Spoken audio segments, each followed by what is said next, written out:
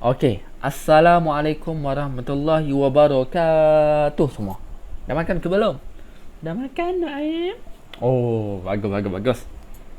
Jadi, kita teruskan dengan tajuk kita, iaitu konsep asas dalam kajian kuantitatif. Sebelum itu, saya Muhammad Nuaim bin Zawawi 191337. Jadi tajuk yang saya akan sentuh hari ini adalah tentang konsep asas dalam kajian kuantitatif. Jadi, dekat sini kita ada 4 konsep asas dalam kajian kuantitatif. Yang pertama ialah pemboleh ubah, ataupun kita boleh sebut dalam bahasa Inggerisnya adalah variable. Variable ataupun pemboleh ubah adalah satu konsep yang paling penting dalam kajian kuantitatif. Dan ada 2 jenis pemboleh ubah. Yang pertama, pemboleh ubah tidak bersandar. Kedua, pemboleh ubah bersandar. Jadi, persoalannya, apa kaitan dua ni?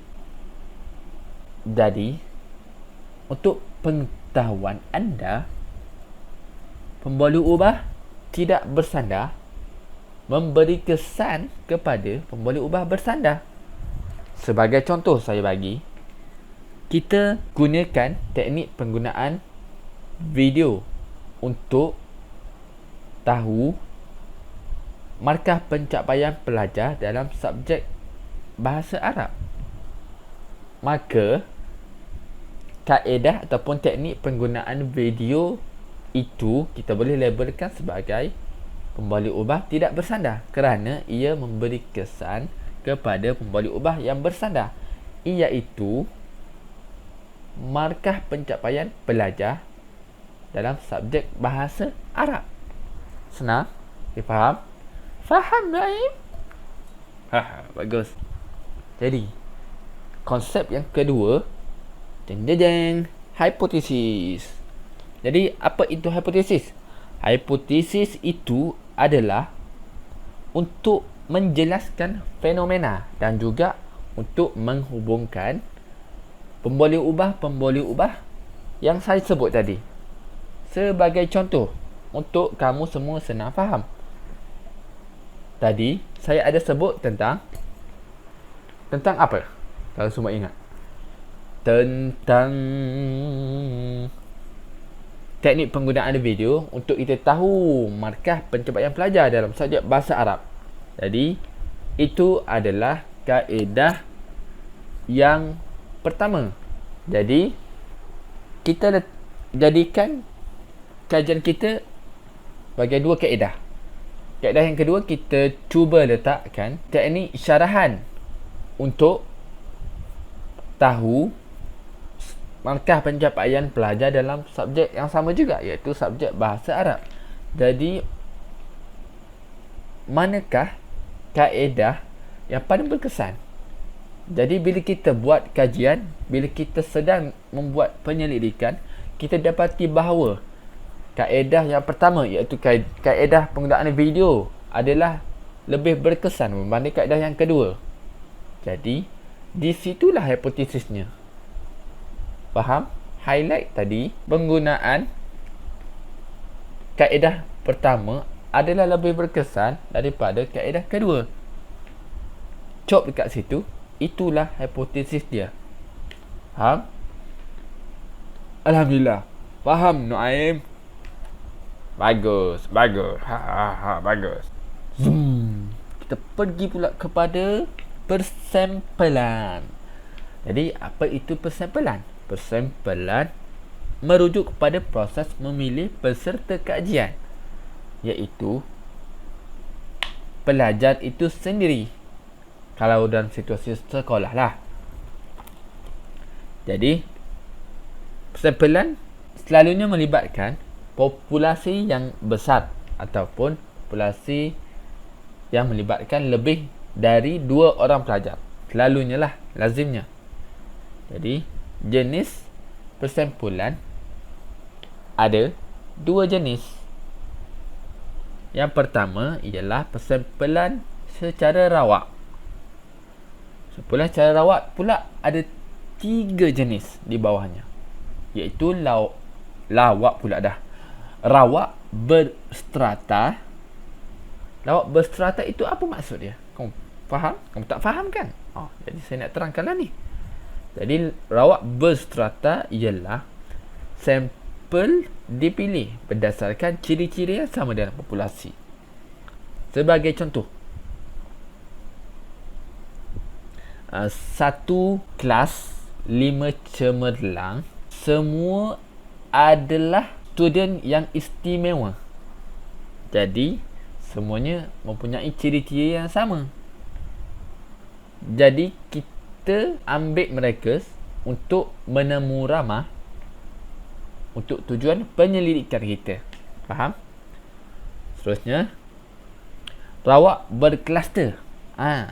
Kluster-kluster ni COVID pun tak habis lagi. Jadi apa itu rawak berkluster? Rawak berkluster bermaksud menggunakan kumpulan sebagai satu unit berbanding individu. Jadi sebagai contoh lah, kita ambil kelas 5 cemerlang. Kita ambil hanya 10 orang, mungkin 10 orang yang menduduki ranking 10 terbaik di dalam kelas. Jadi itu adalah rawak berkluster. Okey, seterusnya faham Rawak 2 peringkat pula. Apa maksudnya? Rawak 2 peringkat kena dengan nama dia. Kita ada 2 peringkat. Peringkat pertama, kita pilih sampel di dalam kumpulan secara rawak. Kemudian kumpulan itu kita ambil pula individu kecil secara rawak untuk ditemu ramah ataupun ditemu bual untuk tujuan penyelidikan kita. Faham? Senang kan? Jenis yang kedua pula, persampelan bukan rawak. Yang pertama, dia ada persampelan sistematik. Macam mana? Sistematik ni kita berdasarkan satu sistem. Sebagai contoh yang mudah difahami, kita pilih nama yang ketujuh dalam kelas 5 cemerlang. Okey, faham? Seterusnya, persampelan mudah. Persampelan mudah ini adalah mereka dipilih kerana mereka mudah dijadikan peserta. Seperti contoh pelajar yang berada di dalam satu kelas. Satu kelas tu kita ambil sebagai sampel kita. Jadi seterusnya kita pergi kepada sampel bertujuan. Sampel bertujuan, kita ambil kira kriteria ataupun syarat-syarat atau juga kelayakan tertentu. Kita pilih itu saja. Jadi kita yang tetapkan kriteria itu atau kelayakan itu. Kriteria itu mestilah mewakili kriteria populasi. Faham? Okey.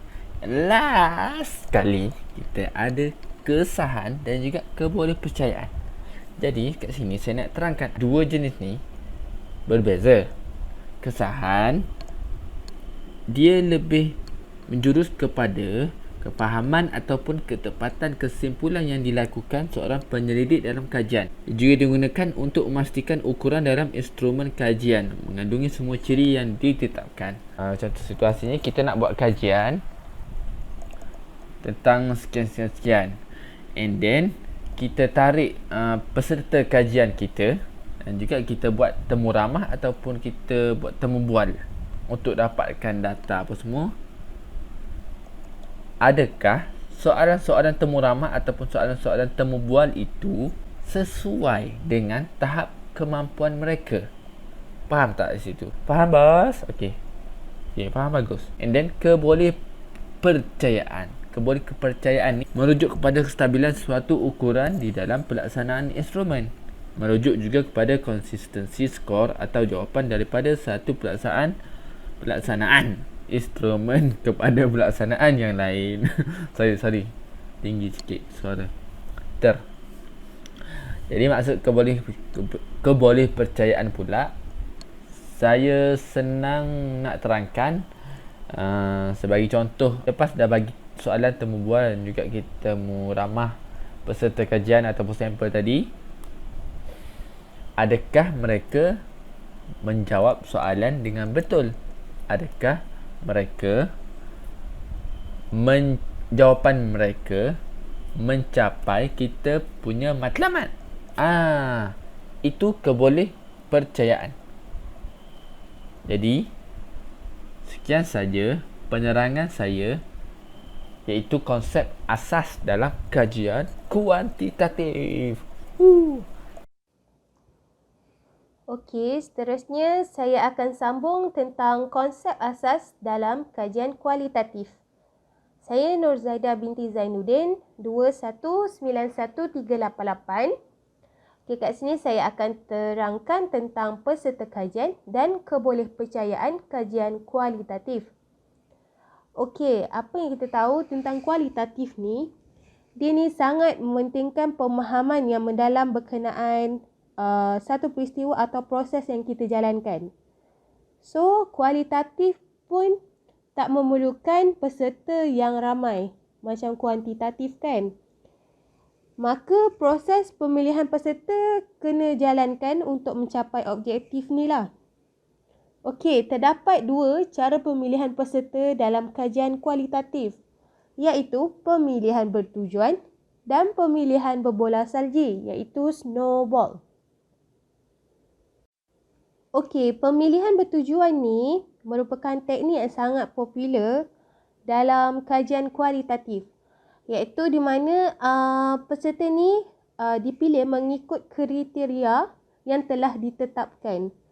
Contohnya, kita nak kaji tentang ketahanan fizikal dalam kalangan perokok. Okey, so kita kena pilih peserta tu dalam kalangan perokok je lah. So, tak ada kaitan dengan yang lain.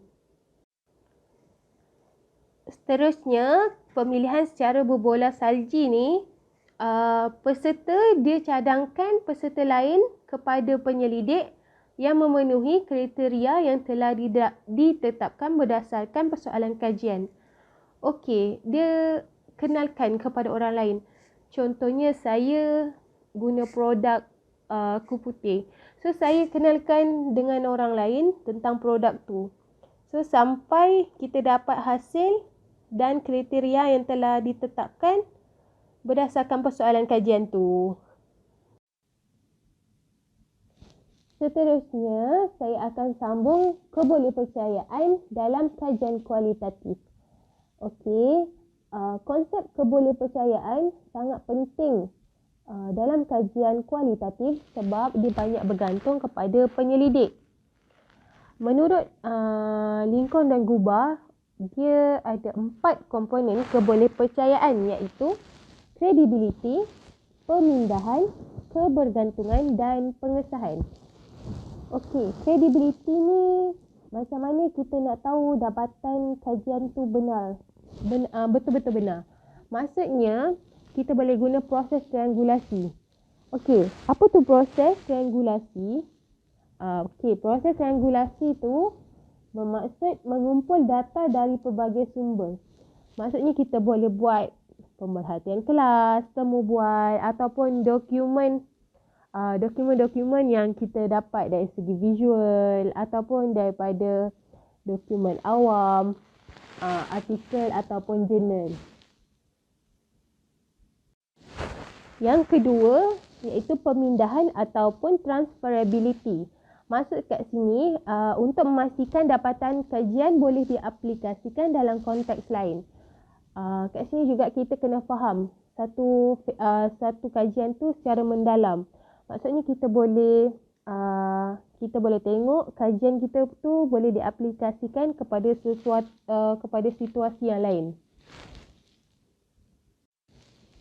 Okey, yang ketiga, kebergantungan ataupun dependability.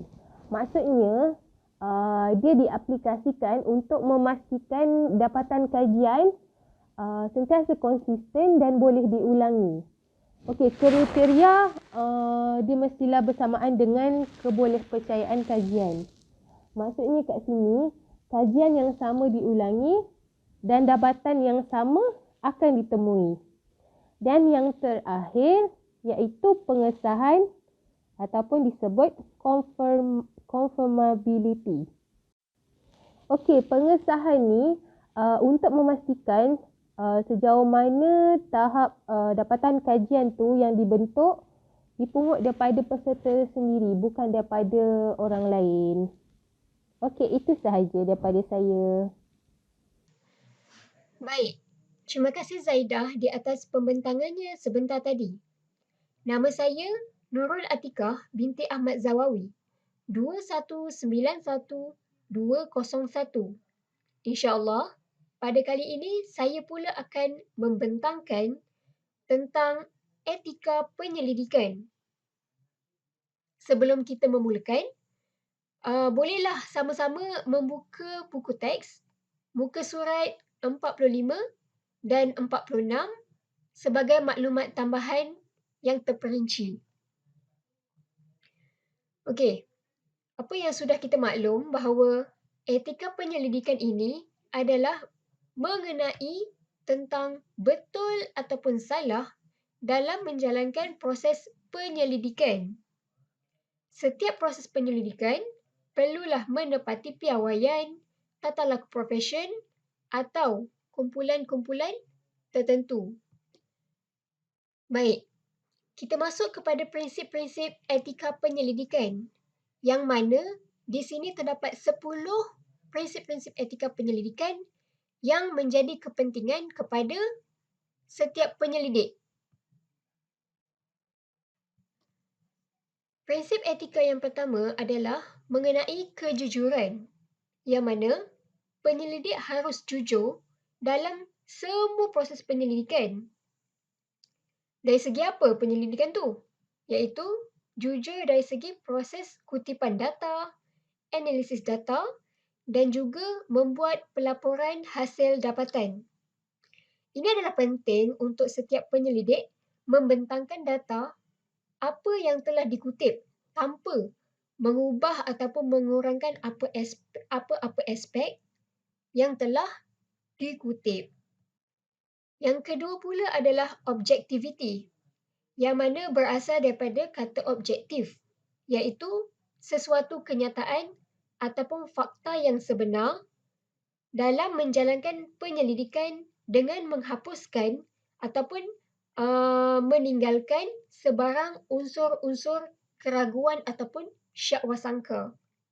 Sebagai contohlah, elakkanlah daripada kita mempengaruhi arah penyelidikan dengan mengawal tanggapan responden ataupun partisipan kajian, iaitu penglibatan dalam kajian. Seterusnya pula adalah integriti. Okey, yang bermaksud adalah maruah.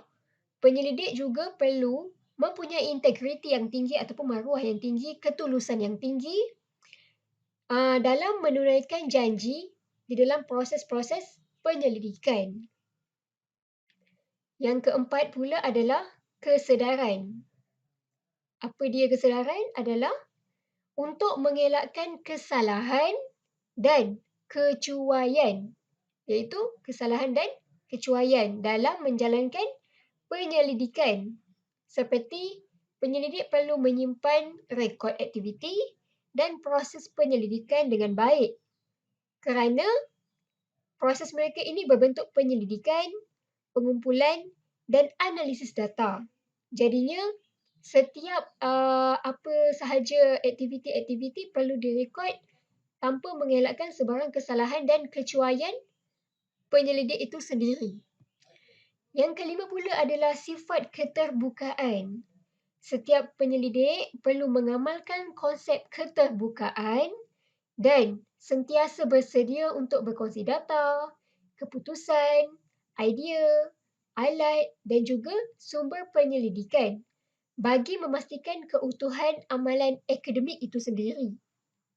Okey, setiap penyelidik ni perlulah bersikap terbuka dalam menerima segala kritikan dan juga komen konstruktif ataupun komen-komen yang positif terhadap penyelidikan mereka. Okey, jadinya setiap penyelidik perlu membuka minda untuk menerima idea-idea baru untuk menambah baik proses penyelidikan dan hasil dapatan kajian mereka. Baiklah, yang keenam pula adalah hormati harta intelek. Apa dia maksud hormati harta intelek ni? Harta itu adalah hasil penulisan dan intelek ni adalah pemikiran. Okey? Jadinya setiap penyelidik yang ada menghasilkan produk hasil daripada penyelidikan sendiri, penyelidik bolehlah memohon untuk mendaftarkan hasil dapatan kajian sebagai harta intelek. Okey? Kerana permohonan ini boleh diajukan kepada Jabatan Harta Intelek Negara sebagai pemilik harta intelek daripada mengelakkan unsur-unsur plagiat ataupun mencuri. Oleh itu, penyelidik ni perlulah menghormati harta intelek penyelidik-penyelidik lain dari jauhi aktiviti yang tidak bermoral seperti plagiat. Ini kerana mereka perlu diberikan pengiktirafan ataupun kredit yang tepat kepada pemilik harta intelek tersebut. Okey, senang cerita macam ni lah. Kita kena ingat apabila kita ambil hak orang lain tanpa kebenaran adalah sama seperti kita mencuri kan. Jadi daftarlah, lindungilah hasil dapatan kajian tu. Baik, yang ketujuh adalah kerahsiaan. Ini adalah penting dalam menjalankan penyelidikan supaya kita dapat menjaga kerahsiaan peserta kajian. Semua data dan maklumat peserta perlu dilindungi dengan menyimpan data di tempat-tempat yang selamat. Sebagai contoh, kita simpan data-data maklumat peserta ni dalam bilik yang berkunci ataupun almari yang berkunci, peti besi ke. Okey, supaya tidak berlaku kecuaian. Sebagai contoh, bila kita buat minta responden guna questionnaire ke apa ke kan. So dia ada hard copy salinan kertas tu kan. So kita kenalah simpan benda tu sebaik-baiknya. Kalau boleh hanya ahli penyelidik je yang boleh masuk ataupun ambil data-data tersebutlah ataupun maklumat-maklumat peserta tu. Seterusnya yang ke-8 adalah penerbitan yang bertanggungjawab, yang mana penyelidik perlu bertanggungjawab dalam menerbitkan hasil dapatan kajian mereka. Ini dilakukan untuk menambahkan ataupun memajukan penyelidikan daripada bersifat bermegah diri.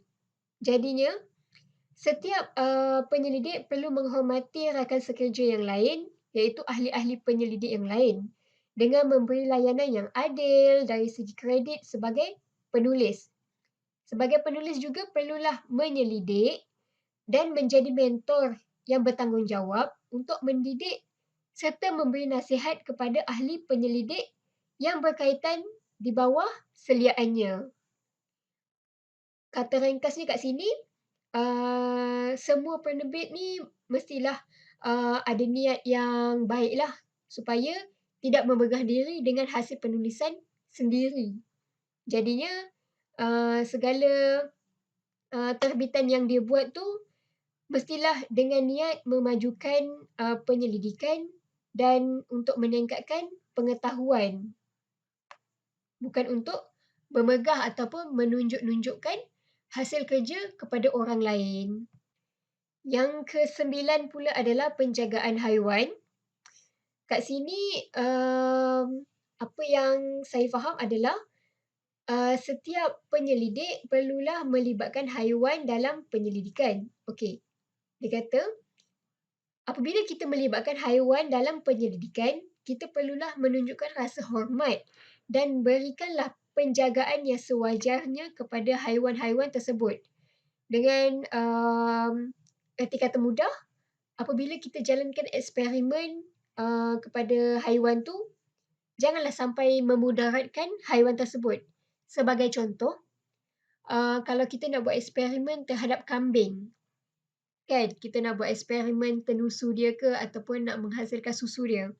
Jadi kita kenalah menjaga kebajikan kambing tersebut. Jangan sampai kita menyeksa dia, bagi tak cukup makan ataupun buat haiwan tu jadi sakit. Sebab apa? Bila kita nak buat eksperimen kepada haiwan tu, kita kenalah jaga dia elok-elok supaya eksperimen kita dapat berjalan dengan lancar. Kenalah hormat sebab haiwan pun dia ada naluri yang tersendirilah. Okey, dan yang terakhir sekali adalah perlindungan subjek manusia. Apabila kita jalankan penyelidikan tentang subjek manusia ni, setiap penyelidik ni haruslah meminimumkan ataupun mengurangkan bahaya dan risiko, serta memaksimumkan faedah ataupun meningkatkan faedah lah dalam penyelidikan ni. Okey, jadi setiap penyelidik ni perlulah menghormati martabat iaitu darjat, privasi dan juga autonomi manusia dalam segenap proses penyelidikan. Autonomi manusia ni maksudnya bidang kuasa manusia lah. Okey. Lagipun dalam subjek perlindungan manusia ni, kita memang kena bertanggungjawab lah melindungi responden punya penyelidikan. Tidak sewenang-wenangnya membuat ataupun menyebarkan data-data tentang manusia. Okey, jadi ini adalah 10 prinsip etika penyelidikan yang perlu ada dalam setiap diri penyelidik. Okey. Seterusnya saya serahkan pula kepada Syazana. Silakan Syazana. Hai, Assalamualaikum. Saya Syazana binti Salamun, 2191-221. Hari ini saya menerangkan tentang objektif mematuhi etika penyelidikan. 7.32, muka surat 46 kalau tengok di buku. Okey, jadi objektif mematuhi etika penyelidikan ni ada 3. Okey, saya menerangkan yang pertama ialah etika penyelidikan perlu dipatuhi untuk melindungi peserta manusia. Sebab apa kita perlu melindungi peserta manusia ni? Sebab segala data itu adalah rahsia. Okey. Kedua, ianya perlu untuk memastikan penyelidikan yang dijalankan dengan cara yang sesuai dan menjaga kepentingan individu, kumpulan atau masyarakat secara keseluruhan. Sebab apa kita perlu menggunakan cara yang sesuai untuk menjaga kepentingan mereka ni? Sebab kadang-kadang mereka ni bukan mudah untuk memberi data kepada kita. Jadi kita perlu ada cara tersendiri untuk menarik minat mereka dengan cara yang sesuai, ya, untuk menjaga kepentingan mereka. Okey, yang ketiga, objektif ketiga adalah untuk mengkaji aktiviti dan projek penyelidikan khusus untuk menjaga kebajikan peserta, pengurusan risiko, perlindungan kerahsiaan dan proses persetujuan yang dimaklumkan. Okey, objektif ini ialah untuk menjaga kebajikan peserta. Sebab apa kita perlu jaga kebajikan mereka? Sebabnya mereka telah memberikan kita data. Okay? So, kita kena jagalah. Kalau kita jaga kebaikan orang lain akan jaga kebaikan kepada kita. Begitulah sebenarnya. Bismillahirrahmanirrahim. Assalamualaikum warahmatullahi ta'ala wabarakatuh. Nama Nur Safa binti Muhyiddin. Nombor matrik 2191385. Okey, saya akan membentangkan etika penyelidikan dalam pendidikan. Okey, tadi Atika dah bentang tentang prinsip-prinsip dalam penyelidikan ni lah, berkaitan dengan etika penyelidikan. Okey, kita tengok pula dalam pendidikan, etika penyelidikan dalam pendidikan. Kita perlu pertimbangkan ketiga-tiga aspek ini. Okey. Yang pertama, penyelidik pendidikan mempunyai tanggungjawab terhadap komuniti penyelidikan.